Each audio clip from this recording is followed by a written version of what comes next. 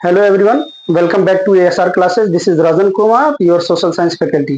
Previous class में हम लोगों ने डिस्कस किया था कि किस प्रकार से जो है यूरोपियन यूनियन और आसियान, ठीक है, यूएसए की पावर को लिमिट कर रहे हैं, ठीक है। और प्रीवियस वीडियो में हम लोगों ने जो है आसियान के बारे में भी डिस्कस किया था कि किस प्रकार से आसियान कम्युनिटी अपने 3 पिलर को डिसाइड करता है, ठीक है, जिसमें security community, ASEAN security community, ASEAN economic community, ASEAN socio and cultural community के बारे में हम लोगों ने डिस्कस किया था। आज की वीडियो में हम लोग एक नया टॉपिक स्टार्ट करने जा रहे हैं जो है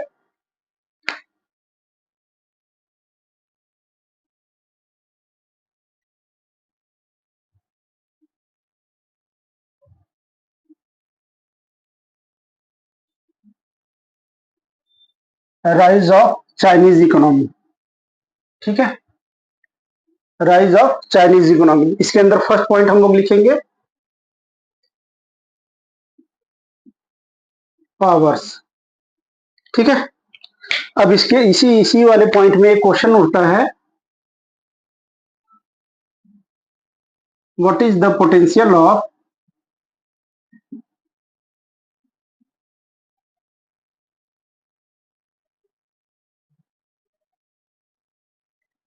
चाइनीज इकोनॉमी,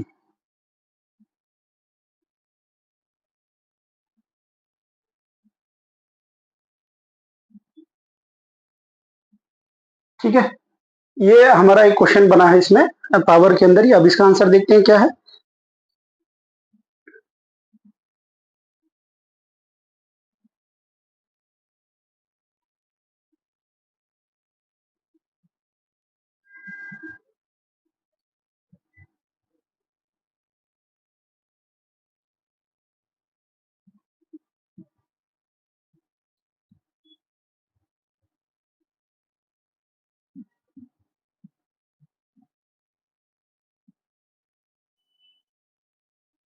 ठीक है, अब देखो, जो चाइनीज इकोनॉमी का जो ग्रोथ स्टार्ट हुआ था वो कब हुआ था? 1978 में स्टार्ट हुआ था। और कई जो है ऐसे ऑर्गेनाइजेशन से कई ऐसे इकोनॉमिस्ट हैं जो ये मानते हैं कि 2014 तक 2040 तक जो है ये चाइना की जो इकोनॉमी का जो साइज है ये अमेरिका की इकोनॉमी के साइज से भी क्या हो जाएगा, बड़ा हो जाएगा, है ना। तो ऐसा वो मानते हैं। अब ऐसा मानने के पीछे कारण क्या है, रीजन क्या है, क्या फैक्टर है जिसकी वजह से ये इकोनॉमिस्ट ये मानते हैं कि भाई 2040 तक जो है ये अमेरिका की इकोनॉमी को पीछे कर देगा, है ना। फैक्टर की बात करेंगे हम लोग, वो कौन से फैक्टर हैं जिसकी वजह से इकोनॉमिस्ट ऐसा बोल रहे हैं, ठीक है। चलो देखो, फर्स्ट फैक्टर क्या है?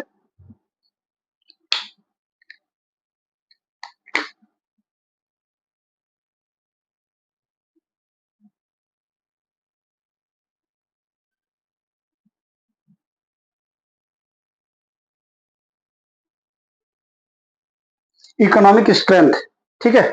चाइना का जो, जैसे अगर हम चाइना को देखें तो चाइना के अंदर क्या है, इकोनॉमिक स्ट्रेंथ जो मजबूती है ना, ये बहुत तगड़ी है इनकी। जो ये इकोनॉमिक पॉलिसी बनाते हैं, ये पॉलिसी क्या करती है, इस इकोनॉमी के ग्रोथ में जो है बहुत बड़ा जो है अहम भूमिका निभाती है। दूसरा जो है फैक्टर क्या था?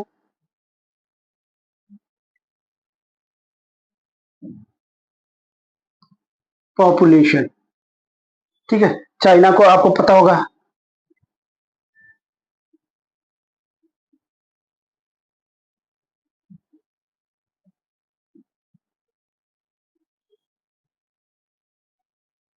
वर्ल्ड लार्जेस्ट पॉपुलस कंट्री है ये, है ना।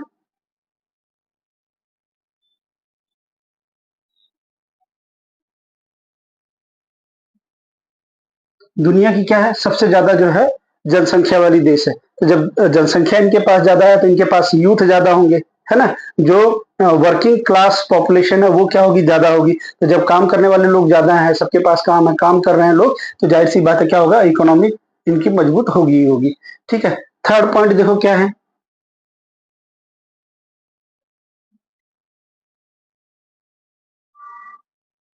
Land mass. आपको पता होगा कि जो वर्ल्ड में जो है सेवंथ लार्जेस्ट कंट्री आती है, इसमें से जो है चाइना भी एक है ना। वन ऑफ देम, वो जो सेवंथ लार्जेस्ट कंट्री है ना, सात वर्ल्ड की जो सबसे बड़ी कंट्री है उसमें से क्या है, चाइना भी आता है।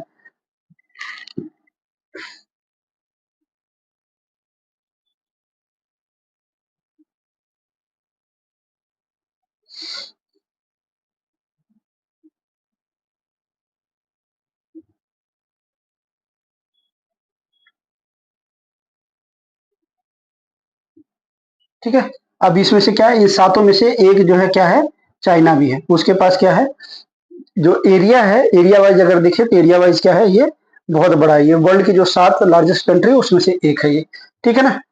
तो ये 3 पॉइंट हो गए। फोर्थ पॉइंट देखो क्या है, रिसोर्सेस।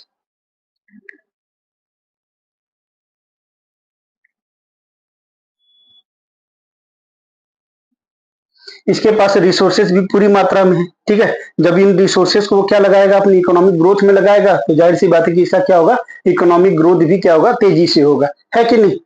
भाई रिसोर्सेस होंगे, मैन पावर, ह्यूमंस खुद भी क्या है, रिसोर्स है ना। और भी अदर जो नेचुरल रिसोर्सेस हैं, मैन मेड रिसोर्सेस हैं, ठीक है। और ह्यूमन ऑल्सो इज रिसोर्स, ठीक है। तो ये सारे फैक्टर जो है मिलके क्या कर रहे हैं, इस रिसोर्स को क्रिएट कर रहे हैं। और ये रिसोर्सेस कहाँ लगाए जा रहे हैं, इकोनॉमिक ग्रोथ के ऊपर लगाए जा रहे हैं। तो जब ये इकोनॉमिक ग्रोथ के ऊपर लगेंगे तो इसकी क्या होगा, इकोनॉमिक ग्रोथ रेट क्या होगा, बहुत हाई होगा, है कि नहीं। अभी हम लोग देखेंगे क्या किस रेट से इसका ग्रोथ रेट चल रहा था, economic growth rate. Next point देखो, लोकेशन,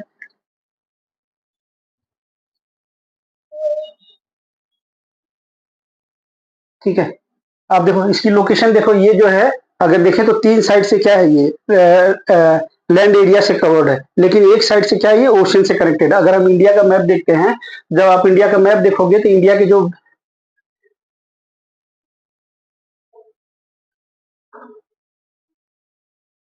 इस साइड का जो एरिया है, ठीक है, इस साइड का जो एरिया है, तो यहाँ पे एक और क्या आता है, पैसिफिक ओशियन आता है ना। इस पैसिफिक ओशियन का कनेक्शन किससे है, ये इस चाइना से है। इधर इसके ऊपर ये चाइना है ना, ये पूरा चाइना है, तो इसका कनेक्शन कहाँ है, यहाँ से। और इसका जो कोस्टल एरिया है ना, ये बहुत ज्यादा बड़ा है। तो जिससे क्या होता है, इंटरनेशनल ट्रेड करने में इसको क्या होती है, आसानी होती है। यहाँ से आसानी से जो है शिप्स अपना जो है ट्रेवल करते हुए किसी भी कंट्री में जाके ट्रेड कर सकती हैं, ठीक है। तो ये हो गई इसकी लोकेशन, ठीक है। नेक्स्ट पॉइंट देखो क्या है, 6 पॉइंट,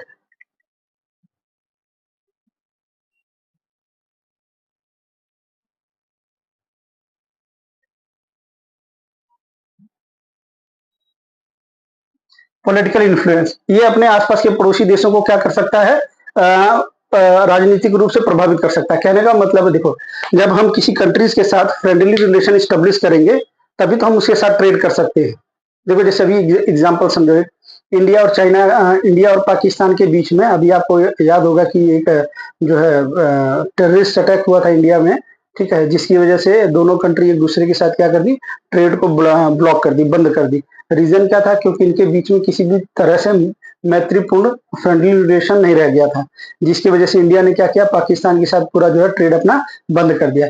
इसीलिए जो है हम कह रहे हैं यहाँ पे, जो पॉलिटिकल इन्फ्लुएंस की बात कर रहे हैं, जो हमारे चाइनीज लीडर्स हैं, वो अब अदर कंट्रीज के साथ क्या फ्रेंडली रिलेशन स्टेब्लिश करते हैं, ठीक है। और ये फ्रेंडली रिलेशन ही जो इन्हें क्या देता है, ये ट्रेड प्रोवाइड करता है। तो इस प्रकार से देखें, ये इसके 6 फैक्टर थे, जो फैक्टर जो है इसे इकोनॉमिक ग्रोथ को सुनिश्चित करते हैं।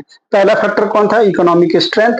दूसरा पॉपुलेशन, वर्ल्ड की जो लार्जेस्ट पॉपुलस कंट्री में ये आता है, ठीक है। लैंड मास क्या है इसका, अगर जो वर्ल्ड की 7th जो लार्जेस्ट कंट्री है, तो इन सातों में से एक जो है कौन है, चाइना है ना। इसके पास बहुत बड़ा एरिया है। फोर्थ पॉइंट क्या है, रिसोर्सेस। रिसोर्सेस भी इसके पास जो है नेचुरल है ना, और ह्यूमंस का ह्यूमन रिसोर्सेस भी अच्छी खासे अमाउंट में है। तो इस वजह से जो है ये इकोनॉमिक ग्रोथ को जो है क्या करता है, सपोर्ट करता है। लोकेशन, लोकेशन ऐसा है इसका कि ये पैसिफिक ओशियन से कनेक्टेड है और काफी लंबा कोस्टल एरिया है। तो इस जो है लार्ज कोस्टल एरिया होने का फायदा क्या है कि यहाँ से इजिली जो है ये पोर्ट वगैरह बिल्ड करके यहाँ से आसानी से क्या कर सकते हैं, ट्रांसपोर्टेशन कर सकते हैं, गुड्स का, सर्विसेज का, अदर जो टूल्स वगैरह का कर सकते हैं, ठीक है। 6 पॉइंट देखो क्या, पॉलिटिकल इन्फ्लुएंस, राजनीतिक प्रभुत्व। अब ये क्या करते हैं कि सभी जो है जितने भी वर्ल्ड की अदर कंट्रीज हैं उनके साथ फ्रेंडली रिलेशन बिल्डअप करते हैं, और फिर उन कंट्रीज के साथ क्या करते हैं, ये ट्रेड करते हैं। याद होगा कि चाइना का एक प्रोजेक्ट है, रोड एंड बेल्ट इनिशिएटिव, है ना। ये क्या करता है, रूट के द्वारा, मतलब सड़कों के द्वारा जो ये दुनिया के अलग अलग देशों को जोड़ने की कोशिश कर रहा है। जब ये दुनिया के अलग अलग देशों को जोड़ देगा, तो उससे क्या होगा, गुड्स का ट्रांसपोर्टेशन इजी हो जाएगा, और रोडवे के थ्रू होगा, रोड के थ्रू, बाय रोड होगा, है ना। तो जिससे क्या हो जाएगा, चाइनीज इकोनॉमी को और तेजी से ग्रोथ करने में मदद मिलेगी। अब ऐसा जो ये जो प्रोजेक्ट है, इस प्रोजेक्ट में आपको याद होगा कि बहुत सारी कंट्री खुद भी क्या हुई हैं, इन्वॉल्व हुई हैं, इसके मेंबर हैं, है ना? और वो अपने अपने कंट्री से चाइना तक क्या कर रही हैं, सड़क कंस्ट्रक्ट कराने में जो है चाइनीज गवर्नमेंट को हेल्प दे रही है। तो ये तभी संभव हो सकता है जब इनका प्रभाव हो किसी दूसरी कंट्रीज के ऊपर, है ना? तो ये था फर्स्ट पॉइंट। अच्छा, एक पॉइंट इसके अंदर और है, देख लो क्या है। इन सब चीजों को देखकर कहा जाता है कि जो चाइनीज इकोनॉमी है,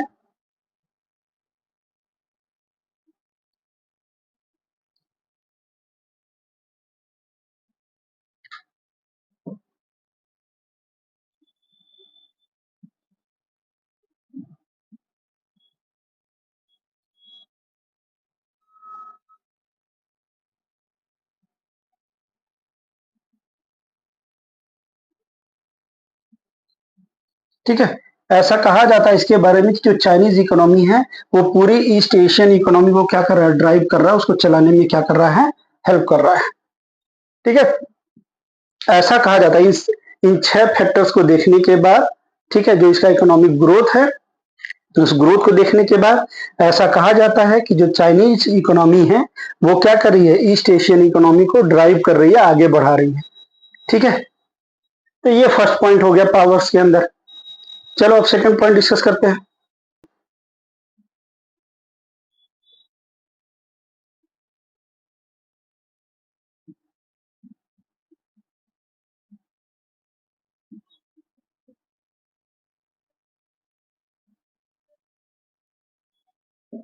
ठीक है, अब 1949 में चाइना को क्या मिली, आजादी मिली। इन 1949 चाइना गॉट इंडिपेंडेंस, है ना? 1949 में चाइना को क्या मिली, आजादी मिली। जब आजादी मिली इसको, ठीक है, तो इसके फर्स्ट लीडर कौन थे,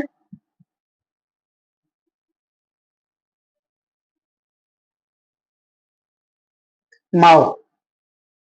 ठीक है, इसके फर्स्ट लीडर कौन थे, जब चाइना को आजादी मिल गई, इंडिपेंडेंस मिली 1949 में, तो जो इसके फर्स्ट लीडर बने वो कौन बने, यही माओ ही बने। ठीक है, फर्स्ट लीडर थे। और जब ये फर्स्ट लीडर बने तो इन्होंने क्या किया, एक्सेप्ट किया। ठीक है,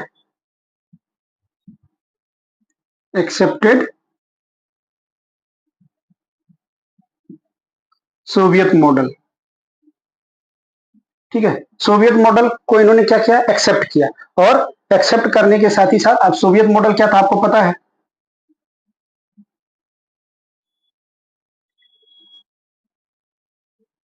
and established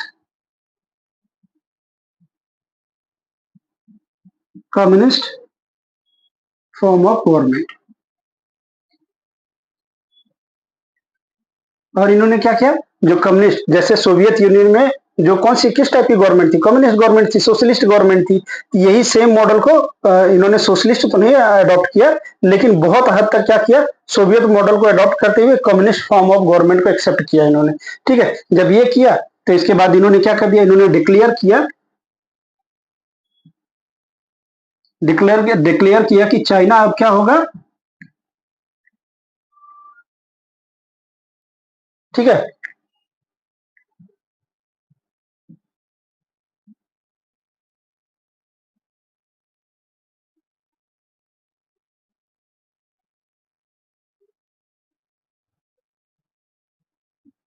Republic, people's republic of China. ठीक है, पीपल्स रिपब्लिक ऑफ चाइना, ये डिक्लेयर किया इन्होंने। यहाँ पे पीपल छूट गया, लिख लीजिएगा,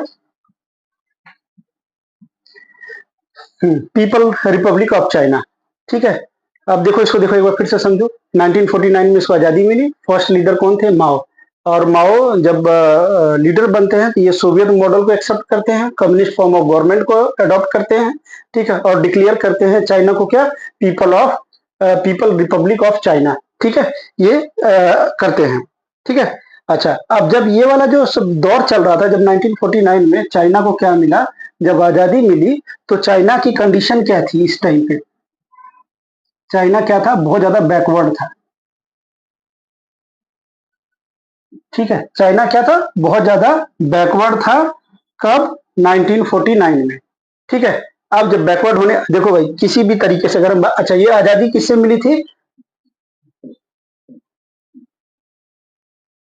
ब्रिटिशर्स से, ठीक है, ब्रिटिश से इनको क्या मिली थी, आजादी मिली थी। जैसे इंडिया क्या था, ब्रिटिशर्स की कॉलोनी था, वैसे ही चाइना भी किसकी कॉलोनी था, ब्रिटिशर्स की कॉलोनी था, ठीक है। लेकिन 1947 में इंडिया को आजादी मिली, है ना, इंडिपेंडेंस मिली, और 1949 में किसको मिला, चाइना को मिला। किससे, ब्रिटिश से ही, ठीक है। और हमारे फर्स्ट लीडर आपको याद होगा जवाहरलाल नेहरू थे। यहाँ पे फर्स्ट लीडर कौन थे, माओ, ठीक है। अब ये सारी बातें अभी हम लोगों ने डिस्कस कर लिया, एक्सेप्टेड सोवियत मॉडल, ठीक है, and established communist form of government, ठीक है। और ये जो माओ थे इन्होंने डिक्लेयर किया चाइना को क्या, पीपल रिपब्लिक ऑफ चाइना। और इस समय 1949 में जो चाइना की कंडीशन थी, इकोनॉमिक कंडीशन थी, ठीक है, सभी तरह की कंडीशन, मान लो जब छोड़ के जाएगा कोई देश तो क्या ही कंडीशन होगी, उस कंडीशन में जो है चाइना का क्या हालत था, चाइना बहुत ज्यादा पिछड़ा हुआ देश था, ठीक है। ये सेकंड पॉइंट हो गया। थर्ड पॉइंट देखो क्या था,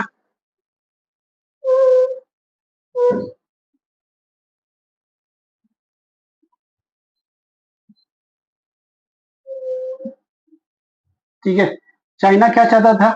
चूंकि भाई देखो प्रीवियस वाले जो है पॉइंट में हमने देखा देखा कि किस प्रकार से जो है चाइनीज गवर्नमेंट ने सोवियत मॉडल को अडॉप्ट किया, ठीक है। और ये जो जिस टाइम पे चाइना को आजादी मिली थी, आपको याद होगा 1949, अभी मैंने थोड़ी देर पहले बताया, तो ये वाला जो टाइम था ये किसका था, कोल्ड वार का टाइम था, है ना। किसका टाइम था ये, कोल्ड वार का टाइम था, ठीक है ना। अब क्या हुआ, जब इस समय 1949 में ये किससे जाके कनेक्ट हो गया, किससे जाके जुड़ गया, यूएसएसआर से। तो जब यूएसएसआर से जुड़ेगा तो जाहिर सी बात है कि अमेरिका उसका क्या है, सपोर्टर नहीं होगा, इसको साथ नहीं देगा अमेरिका, किसका, चाइना का साथ नहीं देगा ये, है ना। जब चाइना का साथ ये नहीं देगा तो जो चाइना जब इंडिपेंडेंट पाया, जब उसको आजादी मिली, तो इकोनॉमिक ग्रोथ करेगा कैसे। तो जाहिर सी बात है कि जिसके सपोर्ट में ये है उसी से क्या लेगा ये, एड लेगा, एडवाइस लेगा, उसी से क्या लेगा, आर्थिक सहायता लेगा, और उसी से क्या मांगेगा, परामर्श मांगेगा, ठीक है। तो ये हमारा थर्ड पॉइंट है कि सोवियत एड एंड एडवाइस।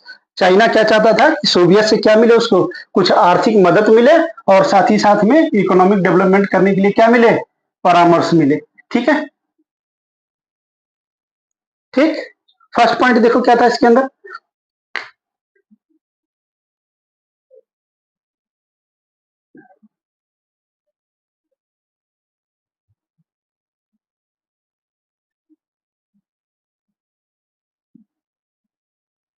ठीक है, जब 1949 में चाइना को आजादी मिली तो ये बेसिकली किस तरह की कंट्री था, जैसे हम लोग अग्रेरियन कंट्री थे, है ना, कृषि प्रधान देश थे, उसी तरह से चाइना भी क्या था, कृषि प्रधान देश था।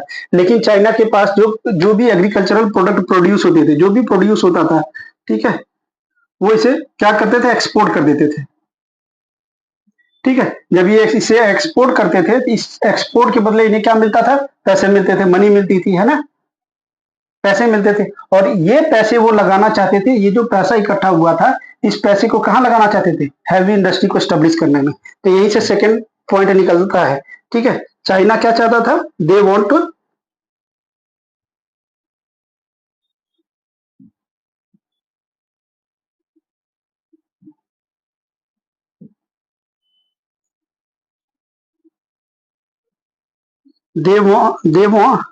स्टेट ओन्ड हैवी, वो क्या करना चाहते थे, वो चाहते थे कि जो राज्य स्वामित्व पर आधारित, क्योंकि देखो इधर एग्रीकल्चर है, इतना लोगों के पास है, पैसा तो है नहीं कि वो हैवी इंडस्ट्रीज को क्या कर सके, स्टेब्लिश कर सके, तो इसलिए गवर्नमेंट ही उसे क्या करती थी, ओन करती थी। तो जब ये जो जब इनका एग्रीकल्चर इकोनॉमी से जो भी इन्होंने पैसा कमाया था, ठीक है, ये जो भी पैसा इकट्ठा किया था, इस पैसे को कहाँ लगाना चाहते थे, ये लगाना चाहते थे कि हम क्या करें, चाइना में हैवी इंडस्ट्री सेटअप करें, किसकी सहायता से, सोवियत की सहायता सहायता से, ठीक है। थर्ड पॉइंट देखो क्या है,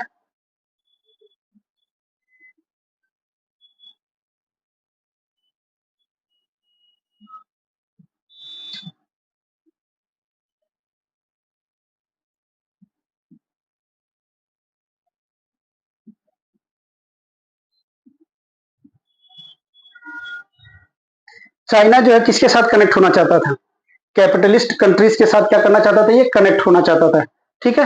कैपिटलिस्ट वर्ल्ड जो है उसके साथ क्या होना चाहता था, ये कनेक्ट होना चाहता था। ये कौन कौन थे, जैसे यूएसए था इसका, ठीक है, और यूरोपियन,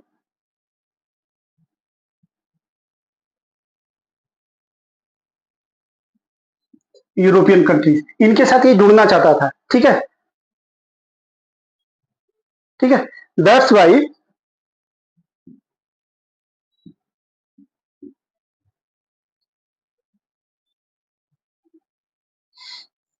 चाइना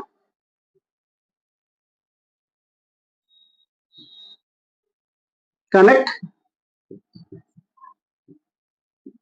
विद यूएसएसआर। इसी वजह से क्या हुआ था, चाइना जो है यूएसएसआर से कनेक्ट हो गया। ठीक है कि नहीं? ठीक है, इसी वजह से क्या हो गया, ये चाइना किससे जाके कनेक्ट हो गया, यूएसएसआर से। ठीक है, फोर्थ पॉइंट देखो क्या है,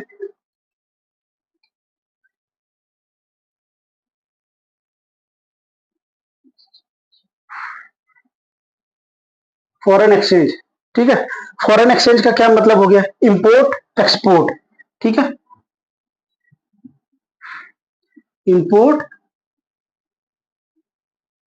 एक्सपोर्ट। ठीक है, देखो इसको समझो एक बार।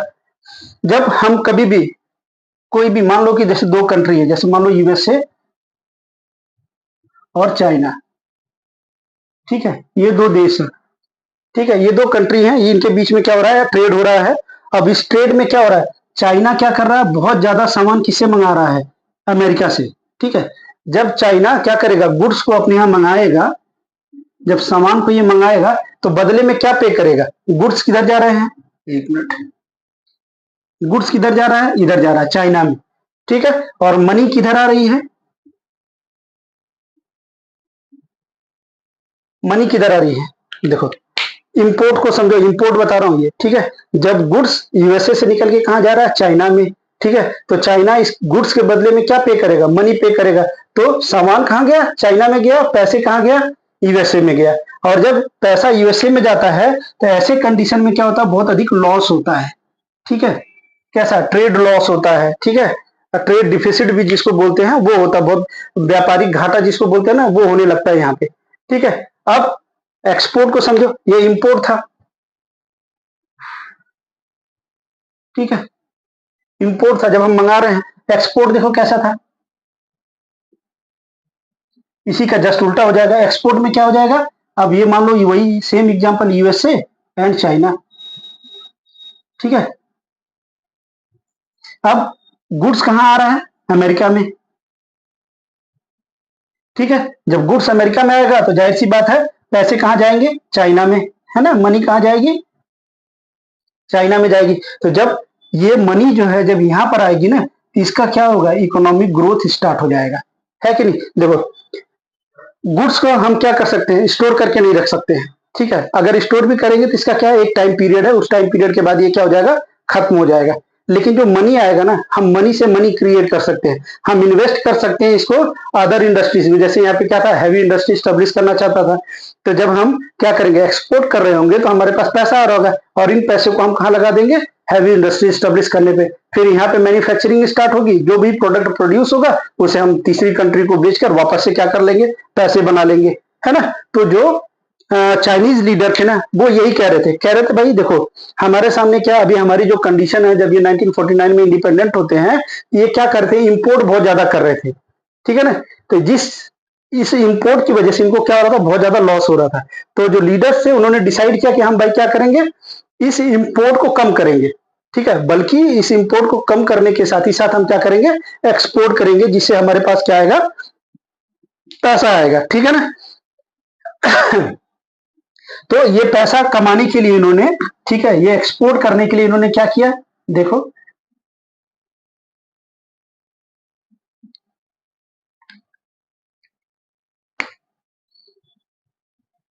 पैसा कमाने के लिए इन्होंने क्या किया, जो भी सामान को ये बाहर से मंगाते थे, अदर कंट्री से जो भी इंपोर्ट करते थे, उसको का क्या है, उन्होंने खुद ही बनाने का निर्णय लिया। ठीक है,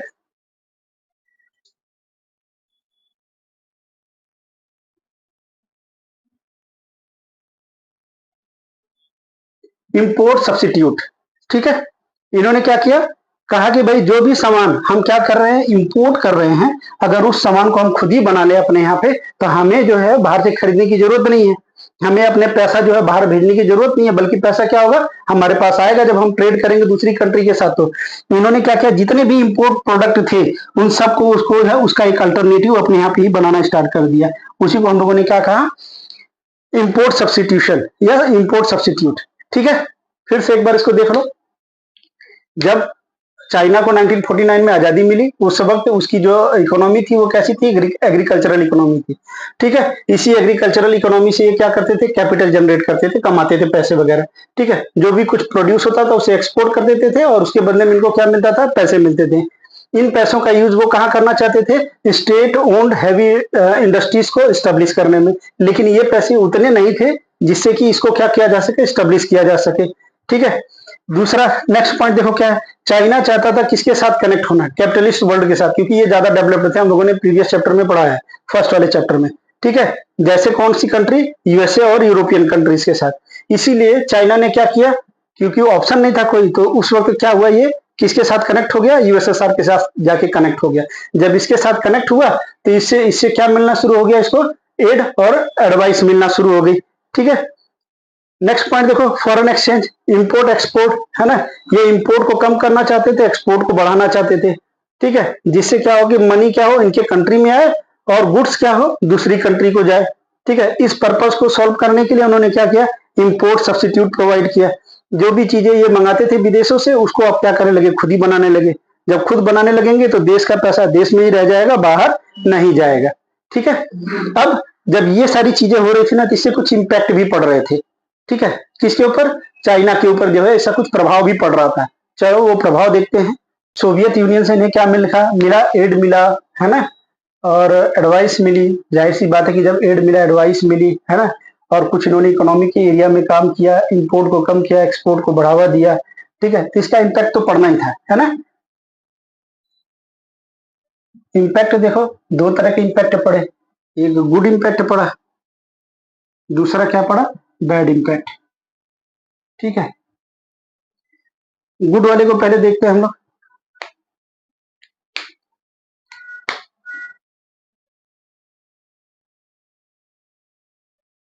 जनरेट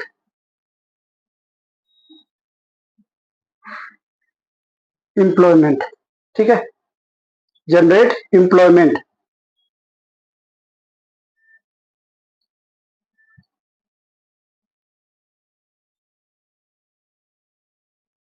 देखो क्या हुआ, जाहिर सी बात है कि जब इस तरीके की काम होगा, जब मैन्युफैक्चरिंग स्टार्ट होगी, इंपोर्ट जब इंपोर्ट को बैन किया था इन्होंने, सब्सिट्यूट प्रोडक्ट जो प्रोड्यूस किए थे ना इन्होंने, तो जब सब्सिट्यूट प्रोडक्ट प्रोड्यूस करेंगे तो जाहिर सी बात है कि इंडस्ट्री सेटअप होगी।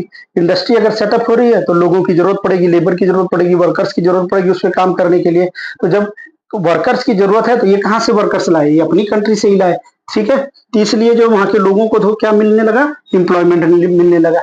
ठीक है, इस प्रकार से देखें तो जब इंडस्ट्री सेटअप हुई तो उसकी वजह से क्या हो गया, एम्प्लॉयमेंट जनरेट होने लगा। इन्होंने काम किया किस पर,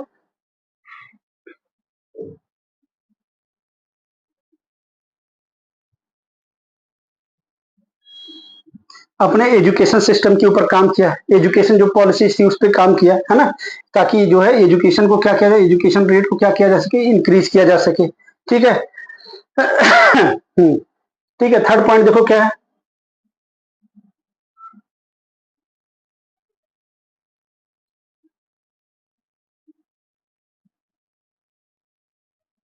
इन्होंने लोक कल्याण कार्य, सामाजिक लोक कल्याण के कार्यों पर जो है काम किया, है ना। लोगों की भलाई का ज्यादा काम करने लग गई है।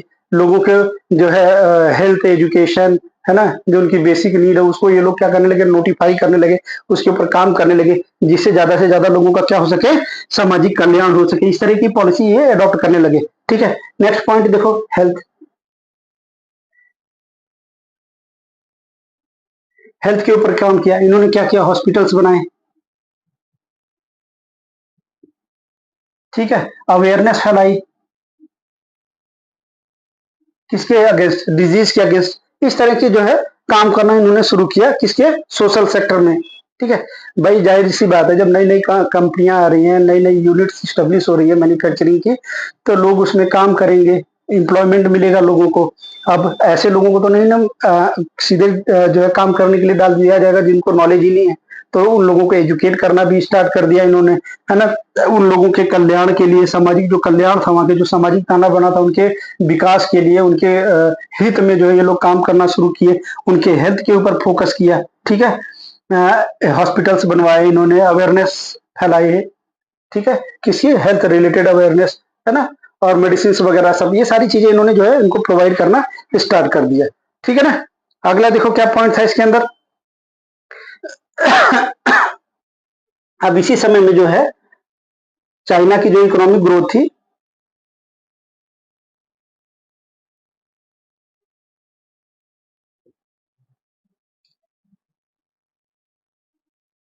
ये कितना चल रहा था, हाँ, 5 से लेके 6% के रेट से ये क्या कर रहा था, आगे बढ़ रहा था, ठीक है। इसी समय की बात कर रहा हूँ, ये सब इसके अच्छे प्रभाव पड़े थे, किसके, वो जो सोवियत यूनियन से एड और एडवाइस लिया था इन्होंने, ठीक है।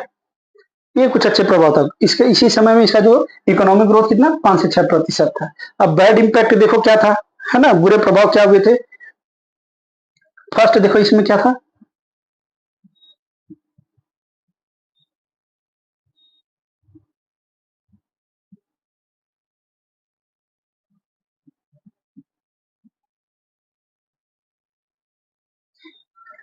फर्स्ट पॉइंट क्या था, डिक्रीज पर कैपिटा इनकम, मतलब डिक्रीज पर कैपिटा का मतलब क्या हो गया, जैसे प्रत्येक व्यक्ति, है ना, ठीक है, प्रत्येक व्यक्ति एक दिन में ऑन एन एवरेज कितना रुपए कमाता है, इसी को हम क्या कहते हैं, पर कैपिटा कहते हैं। तो जो ये सारी चीजें इंप्लीमेंट करने से पहले जो पर कैपिटा इनकम थी, वो ये सब इंप्लीमेंट करने के बाद क्या हो गई, घट गई, है ना। इसीलिए decrease per capita income, per capita income में क्या हो गई, गिरावट आ गई, लोगों को जो आमदनी थी उसमें क्या हो रही थी, गिरावट हो रही। अच्छा देखो इसका इम्पैक्ट क्या पड़ेगा, अगर लोग कम पैसे कमा रहे हैं, ठीक है, तो जो सर्विसेज और गुड है उसे भी क्या करेंगे, वो कम खरीदेंगे, ठीक है। जब सर्विसेज और गुड को कम खरीदेंगे तो इंडस्ट्रीज का क्या होना शुरू हो जाएगा, लॉसेस होना शुरू हो जाएगा, है ना। तो ये क्या था, इसका एक बैड इंपैक्ट था, ठीक है, कि पर कैपिटा इनकम का कम होना जो है एक खतरनाक जो है चीज होती है ना। सेकंड पॉइंट देखो क्या था,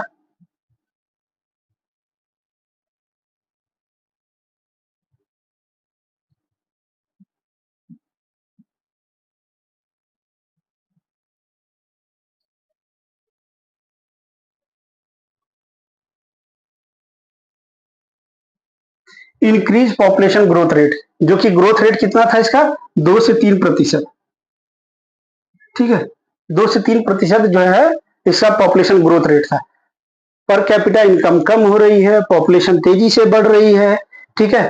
तेजी से बढ़ने का प्रभाव क्या होगा, कि ये जो है कहीं ना कहीं इसी इकोनॉमी के ऊपर क्या पड़ेगा, प्रभाव तो डालेगा ही। जब पॉपुलेशन बढ़ेगी तो ये पॉपुलेशन कहाँ से, जो इनकी जो नीड है, जो इनकी आवश्यकता है, वो कहाँ से पूरा करेगी, वो इसी इकोनॉमी से लेगी, और इस इकोनॉमी के ऊपर क्या होगा, इस बढ़ती हुई पॉपुलेशन का बर्डन बढ़ जाएगा, है कि नहीं।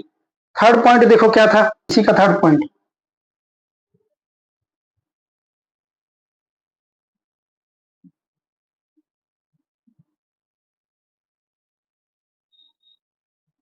ठीक है। एग्रीकल्चर के सेक्टर में क्या हो गया, एग्रीकल्चरल एरिया भी क्या होने लगा, डिक्रीज होने लगा। देखो दो अपोजिट है, देखो एक चीज समझ लो यहाँ पे, सपोज करो ये एजी, एजी का मतलब एग्रीकल्चर, ठीक है, यहाँ क्या है, इंडस्ट्रीज, ठीक है। अगर जब ये बढ़ना शुरू होगा ना, जब ये बढ़ना शुरू होगा तो ये वाला क्या होगा, कम होगा। कम होने का कारण क्या होगा, देखो ये जो इंडस्ट्रीज सेटअप होंगी, ये कहाँ सेटअप होंगी, भाई कोई एरिया, कोई लैंड तो चाहिए ना इन्हें, कोई एरिया तो चाहिए ना। अब ये एरिया कहाँ से लेंगे, ये एग्रीकल्चरल एरिया से यूज करेंगे। जब एग्रीकल्चरल एरिया को यूज करेंगे तो जो इसका जो प्रोडक्शन होगा वो क्या हो जाएगा, प्रभावित होगा, ठीक है। अगर एग्रीकल्चर को प्रमोट करते हैं, बढ़ाते हैं, तो हम इसे स्टेब्लिश नहीं कर सकते हैं, ठीक है, कर सकते हैं लेकिन उस अमाउंट में नहीं कर सकते जिस अमाउंट में हमें एग्रीकल्चर को रखना है, ठीक है। इस वजह से क्या हो रहा था, जैसे जैसे क्या हो रहा था, इंडस्ट्रीज यहाँ पे बढ़ रही थी, वैसे वैसे एग्रीकल्चर क्या हो रहा था, डिक्रीज होता चला जा रहा था, ठीक है। नेक्स्ट पॉइंट देखो क्या था, फोर्थ,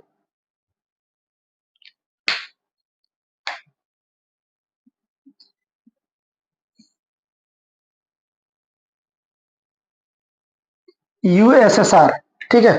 अब क्या हुआ देखो, इसी टाइम पीरियड में, चूंकि अभी हम लोगों ने जो प्रीवियस वाला पॉइंट था हमने पढ़ा था ना कि उसमें कि चाइना कनेक्ट करना चाहता था किसे, कैपिटलिस्ट वर्ल्ड से, ठीक है, कैपिटलिस्ट वर्ल्ड से, और उसको कनेक्ट करने के लिए जरूरी था कि वो इस ब्लॉक से बाहर निकले, अमेरिका यूएसएसआर का साथ छोड़ दे। लेकिन चाइना ने क्या किया, इसी इसी जैसे जैसे यूएसएसआर में कम्युनिस्ट फॉर्म ऑफ गवर्नमेंट थी, उसी तरह की गवर्नमेंट अडॉप्ट हो गई। तो जाहिर सी बात है, जब उस तरह की गवर्नमेंट होगी तो वो किसके फेवर में ज्यादा होगी, सेम जो टाइप की गवर्नमेंट होगी। यूएसएसआर में भी सेम टाइप की गवर्नमेंट थी, है ना। ये दोनों क्या हो गए, एक दूसरे के क्लोज हो गए। जब ये क्लोज होंगे तो जो अमेरिकन ब्लॉक है उससे सपोर्ट क्या हो जाएगा, मिलना बंद हो जाएगा। अमेरिकन सपोर्ट क्या हो जाएगा यहाँ पे,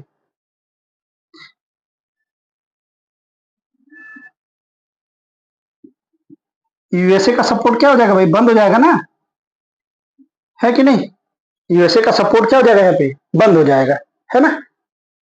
एक बार फिर से देख लो, जो सोवियत यूनियन से इसे एड और एडवाइस मिला, उसके दो इम्पैक्ट पड़े, good impact, bad impact. Good impact में क्या था, इंडस्ट्री सेटअप हो रही थी जिसकी वजह से इंप्लॉयमेंट जनरेट हो रहा था, इन्होंने काम किया, एजुकेशन पर काम किया इन्होंने, सोशल वेलफेयर पे, हेल्थ पे काम किया इन्होंने, हॉस्पिटल्स बनवाए, लोगों में डिजीज को लेकर अवेयरनेस फैलाई, ठीक है। इनका इकोनॉमिक ग्रोथ रेट बहुत अच्छा था, जो कि 5 से 6% की दर से चल रहा था। ये इसके कुछ गुड इम्पैक्ट थे। बैड इम्पैक्ट देखो क्या था, डिक्रीज पर कैपिटा इनकम, जो पर कैपिटा इनकम था वो क्या हो गया, पहले से कम हो गया। Increase population growth rate, population जो बड़ी तेजी से बढ़ रही थी, जो कि 2 से 3% पर ईयर के हिसाब से बढ़ जा रही थी, ठीक है। एग्रीकल्चरल क्या था, प्रोडक्शन डिक्रीज हो रहा था, ठीक है। यूएसएसआर के कनेक्ट होने की वजह से यूएस सपोर्ट को इन्होंने खो दिया। तो सारा सपोर्ट कहां से मिल रहा था, यूएस से, अरे सोवियत यूनियन से मिल रहा था। तो ये पूरा जो है पॉइंट है इसके, ठीक है, इसके इम्पैक्ट हैं। आज के लिए बस इतना ही, कल फिर मिलते हैं। अगर आपको हमारी वीडियो पसंद आती है तो वीडियो को लाइक करें, शेयर करें और सब्सक्राइब करें। Thank you.